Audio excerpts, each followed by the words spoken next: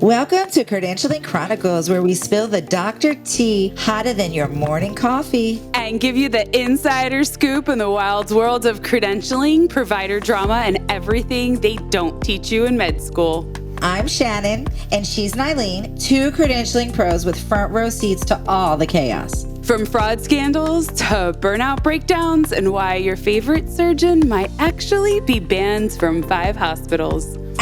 We got the gossip and the practical advice to keep you out of trouble and ahead of the game. So grab your coffee, your compliance checklist, and maybe a lawyer, and let's get into it. Hey, you're listening to Credentialing Chronicles with Shannen and Nyleen, the podcast where medicine meets the mess, policies meet the petty, and the paperwork never lies. Right, Nyleen? Yes, and today, girl, the scrub caps are off. The gloves are off. And, well, the fraud, well, it's full throttle. We're peeling back the gauze on some of the juiciest, most audacious Medicare and Medicaid fraud schemes pulled off by credentialed professionals who really should have known better. Oh, my goodness. You really made that a presentation. All right, so buckle up, friends. We're diving into corruption, as we always are, that got indictments, FBI wiretaps, road doctors, and more receipts than your auntie after a home goods shopping spree. Or me. I love home goods, don't you? Do you just go there and buy random stuff? I know. I know. This episode of Credentialing Chronicles is sponsored by Advanced Quality Compliance, your white glove credentialing crew. We get it. One person doing the work of 5, audit season looming, files all over the place. AQC steps in with expert hands and calm minds, digitizing your chaos, handling the details, and keeping you audit ready 24/7. Think less stress, more success with a touch of luxury. No stress, no mess, just AQC white glove service. Visit aqccbo.com to get started. All right. We're going to talk about Medicare and Medicaid fraud. Before we drag anyone, let's define the drama. Medicaid and Medicare fraud. It's when someone knowingly submits false claims or causes someone else to do it, all to get paid from federal healthcare programs. Is it only federal, or would it also be if it was commercial as well? Well, commercial will take over Medicare, so they should be subject to the same rules. So if it's a Medicare replacement plan, it should be subject to the same rules. Like, you still need to get an ABN if something isn't covered. All the MCOs, because they are right? a Medicare patient. Mm-hmm. Let's talk a little bit for our patients out there. We're going to think billing for like ghost patients, pushing overpriced equipment, faking prescriptions, ordering tests nobody needs. It's like, trying to win the lottery with someone else's money, except this time the feds actually show up. Don't they always? Always. Every story we have, the feds are showing up. They're always watching. I know. And this isn't, we're not talking small potatoes, right? Because since 2007, the government charged more than 5,800 people. So we're talking over 300 billion in false claims. And I see it. Don't you see the Office of Inspector General? Now they're posting them. Oh, yeah. That's public information. They post it all the time. So today we're going to dissect the darkest corners really of this mess, like real schemes, real doctors, real actual jail time. So let's jump in to Texas.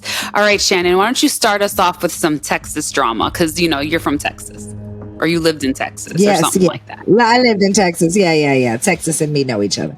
AQC is homed in Texas, so we're all about Texas. There you go. Picture this, though. A licensed internal medicine doctor, in a quiet Dallas suburb. Maybe he has a little real housewife of Dallas going on. Once respected, between 2018 and 2019, baby, he traded his stethoscope for a side hustle and signed paperwork for $30 a pop. Girl, he wasn't treating patients. He was authorizing braces and genetic cancer tests for people he never met or like didn't examine or treated or registered, nothing. All coordinated by some shady telemarketers and these health fair ringmasters. I thought it was do no harm unless it's Medicare bank account, right? Apparently. Yes, because he was like rubber stamping orders, like a drive through, right? Oh, here's an order. Boop, here's my $30. So one scammy form after another, adding up to $54 million in fraudulent claims. How fast does that add up? I mean, $30 divided by 54 million. Well, the thing is $30 is what he was getting paid, but that's not what was being billed out. So I think Medicare counts all the money that was billed out. So like you can bill out $500 for a boot, for example, but then he was only getting $30 towards that. But the actual claim, let's say that was sent out, was $500. So he's going to get that's what they're getting you on it, not the $30. Oh my goodness. So I'm seeing, yeah, okay. And the kicker, you know, he made nearly $500,000 off of this scheme, right? I mean, just from signing, he didn't lift a finger, he didn't check a pulse, do a blood pressure, right? Right. So that's that's what we have to do. $500,000 divided by $30 each. I mean, that's a lot of pink slips that he signed, right? He ended up pleading guilty to conspiracy to commit wire fraud. And then in 2024, he actually got 10 years and 1 month in federal prison, plus $34 million in restitution. He's going to be paying for the rest of his life. And let me tell you, I did the math. It is 16,667 patients. That's a lot of people. That's like 5 times the people of my town. Let's hope he's signing, commissary, forms now with that new, with the same gusto, I mean, the poor guy, he's like, I mean, that's it. That's his medical career, Right. So all that medical schooling for what? For nothing. For nothing. It seems too crazy to be true. It is. Well, let's keep traveling. So let's go to New York. All right. So this one's bold because it's a COVID era fraud with a twist. So we know that a whole lot of fraud was going on with COVID. A lot. People were all trying to take advantage of all that money that federal government released. So there was a whole lot of fraud going on. This was a licensed physician in Queens, New York, who saw a pandemic and lit up and was like, jackpot, ding, ding, ding, ding. Yeah. So what did you find out about him? Yeah, I mean, I heard that he held COVID testing events in adult daycares and retirement homes. And so really targeting the underprivileged people that are already scared because all of this is going on. But, what he actually did was secretly ordered cancer genetic testing for these patients without even telling them, because I guess that had a higher billing code. Oh my goodness. And he never examined anyone. Like just their name, right? Your deets, and then didn't say hello, just went ahead, billed Medicare for office visits, tests, follow-ups, which was all made up, all fiction. That's crazy. I just don't understand how they get away with it, or how they think it up. I mean, and he had the nerve to not even read half of the test results. The patients never got them. They didn't even know that these were test results that existed, He couldn't just leave it there. He had their name and socials and Medicare numbers. So you know what he did? He partnered with a DME supplier that there's actual video of him, we kid you not, accepting envelopes stuffed with cash in exchange for prescriptions. So for our patients out there, DME means durable medical equipment. So these are braces, crutches, wheelchairs, knee hinge braces, boots, that kind of thing. Yeah, imagine. I mean, here's your back brace. Now hand me your Benjamins. Yeah, exactly. So imagine $24 million in fraudulent claims. He was paid out $2.1 million. Then he was found guilty on 10 federal counts. He was sentenced in 2025. And he's facing decades. And you know what's insane is that At my facility, we just got our DME license, and I had an insurance call me the other day to verify that we had really ordered and dispensed a brace to a patient, a hand brace. My doctor's a orthopedic hand surgeon. I was like, of course. I mean, this lady fractured her wrist and we did surgery. She's in the post-op recovery period. Girl, the auditor got on the phone. She was like, you don't understand. We have to make sure because there's so much fraud happening. And then I did the research for this case and I was like, oh my goodness, no wonder. Look at that. And yeah, that's true life story right there. Now, we always talk about the red flag. So yeah, they're looking at the red flags. They're checking, they're double checking.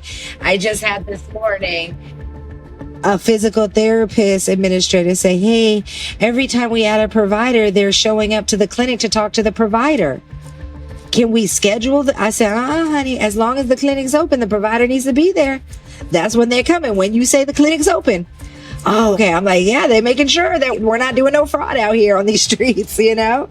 Yup. Hours have to be posted. So for my DME license, we had to do all kinds of stuff. Our hours have to be posted. Hours have to match. You have to have a minimum requirement, like all kinds of stuff. And then this wasn't practicing medicine. Again, we always get caught into these situations where, you know, the people say, oh, they're practicing medicine, but don't get this twisted with actual amazing doctors that are practicing medicine. This is not practicing medicine. This is a street level scam in a white coat, right? I mean, it's just as much as if you had a mink coat on, open it up and say, do you want a Rolex? Because that's the type of healthcare we're getting. Same thing. Exactly. So let's keep traveling across the United States. Sorry, I just always get caught up with all of my emotions. Why not? Let's talk about Fraudpalooza in Florida and the Ohio edition. Florida and Ohio. It's not just Florida. Yeah, that's actually the name that it was given. So let's talk about a full-blown federal sting. So they really did call it Fraudpalooza. 10 people, 2 states, $3 billion in fake claims. Yeah, no worries. I mean, first up, a woman in Miami, she ran 2 fake DME companies. So again, remember, that's the durable medical equipment that Nyleen was talking about. Braces, boots, you name it, right? The back brace, everything. Paid telemedicine providers for forging these scripts, you know, because you need a prescription to get these things. And so they were paying the person. And then they winded up through this fraud Palooza, just in the Miami office, $9.3 million in bogus claims. Yeah, so then they took 41, right? They took 41. Tamiami Trail girl went from Miami up to Tampa. So let's go to Tampa. 2 women in Tampa ran a home health company. Okay. Home health company paid illegal kickbacks for patients. So I mean, they were like paying each other off like we talked about in our last episode. You can't do that. You can't pay people for referrals. So that ended up leading to filing $2 million in false claims, with them pocketing $1.3 million. Keep going up 75, girl. Keep driving up 75.